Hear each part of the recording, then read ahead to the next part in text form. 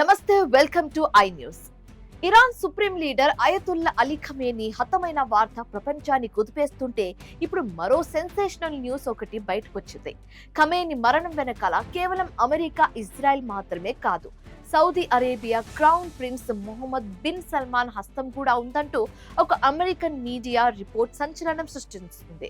ఇన్నాళ్ళు తెర వెనక సాగిన ఈ ప్లాన్ ఏంటి? మధ్యప్రాచ్యంలో తన ఆధిపత్యాన్ని చాటుకోవడానికి ఎంబీఎస్ చేసిన వ్యూహం పారిందా?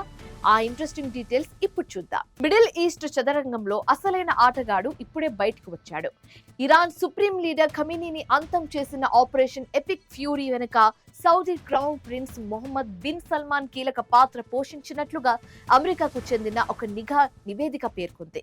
ఇన్నాళ్ళు ఇరాన్ సౌదీ మధ్య ఉన్న ప్రచండ యుద్ధం ఇప్పుడు ఒక భారీ కుట్రగా మారిందన్న వార్త అంతర్జాతీయ రాజకీయాల్లో ప్రకంపనలు సృష్టిస్తుంది. నివేదిక ప్రకారం ఇరాన్ లోని ఖమేనీ నివాసం, ఆయన కదలికలకు సంబంధించిన అత్యంత రహస్య సమాచారాన్ని సౌదీ ఇంటెలిజెన్స్ సంస్థలు అమెరికా, ఇజ్రాయెల్లకు చేరవేసినట్లుగా తెలుస్తుంది. టెహరాన్ కోటలో ఖమేనీ ఎక్కడున్నాడో తెలిసిందని కదా దాడులు చేయడానికి సాధ్యమవుతుంది. ఆ ఖచ్చితమైన లొకేషన్ పాయింట్స్ సౌదీని ఇచ్చిందని టాక్.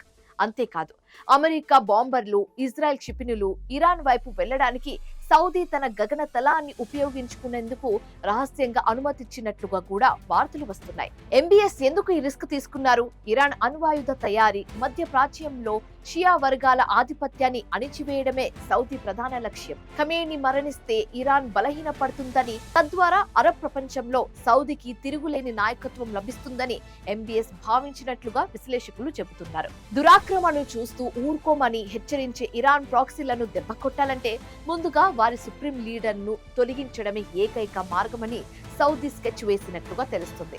అయితే ఈ వార్త బయటకు రాగానే ఇరాన్ రెవల్యూషనరీ గార్డ్స్ నిప్పులు చెరుగుతోంది. అమెరికా, ఇజ్రాయెల్ తో పాటు ఇప్పుడు సౌదీ అరేబియాను కూడా తమ టార్గెట్ లిస్ట్ లో చేర్చింది. ఇప్పటికే సౌదీలోను చమురు క్షేత్రాలపై దాడులు చేస్తామని ఇరాన్ హెచ్చరించడంతో మిడిల్ ఈస్ట్ లో యుద్ధం మరో ప్రమాదకర మలుపు తిరిగింది. ఒకవేళ సౌదీ ప్రమేయం నిజమేనని తేలితే అది ముస్లిం ప్రపంచంలో ఒక భారీ చీలికకు దారి తీయవచ్చు. మరి ఎంబీఎస్ వేసిన ఈ రాజకీయ పాచిక పారిందా, లేక సౌదీకి కొత్త ముప్పును తెచ్చిపెడుతుందా? వేచి చూడాలి.